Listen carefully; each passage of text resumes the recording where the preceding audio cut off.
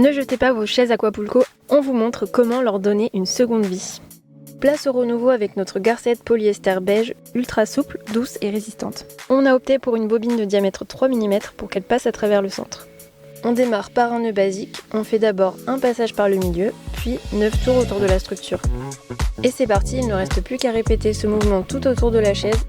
C'est simple, mais pour un rendu au top, on a 4 conseils importants pour vous. Premier conseil, bien tendre les fils. On tend au maximum chaque fil à chaque passage. C'est super important pour le confort et la tenue lorsqu'on viendra s'asseoir sur la chaise.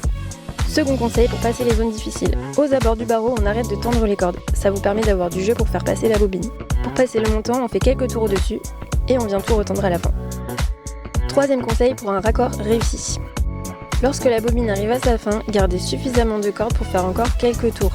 On scotche l'extrémité de la seconde bobine, puis on la recouvre avec le fil restant de notre première bobine. On scotche maintenant les derniers centimètres et on les recouvre avec la nouvelle bobine. Ni vu ni connu, le raccord est quasiment invisible. Quatrième conseil pour le nœud final. Le tissage terminé, on coupe le fil, on réalise un nœud simple et on tire au maximum pour maintenir la tension.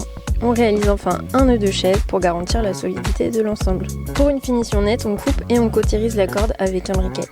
Et voilà le résultat, une chaise comme neuve, prête à durer de nombreuses années en extérieur.